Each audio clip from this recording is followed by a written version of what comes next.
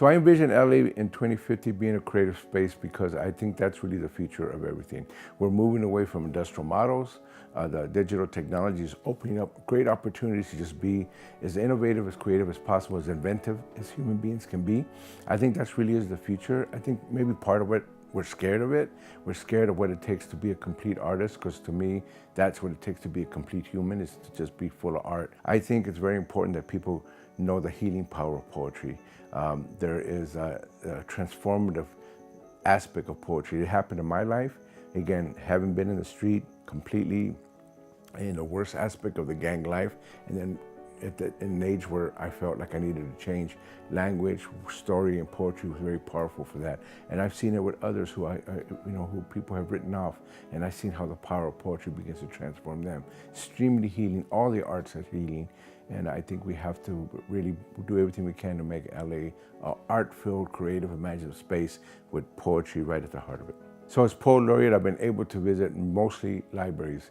Libraries are key to our community. It's the one place where people can get access to books.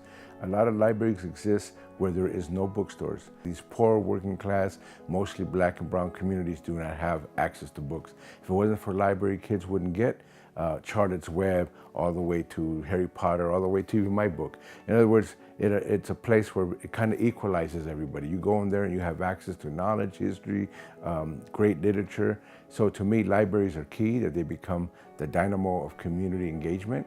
And I think that's why it's important that we go there and work with the libraries to bring out the poetry in everyone. So I think the poetry workshop should be intergenerational and bilingual, because it just incorporates more voices. There are a lot of stories of older members of our community, the elders that we don't always see as elders. Sometimes in our society, we tend to write off the elderly and write off the young, and really community is the coming together of both of them. And mentors and young adults are the key to bringing them together.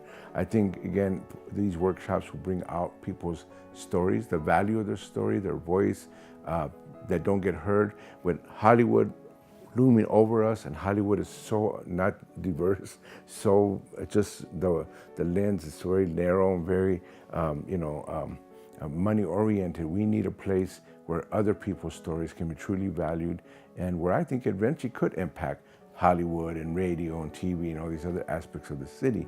So we're not just the entertainment capital of the world, but we're the imaginative, creative capital of the world.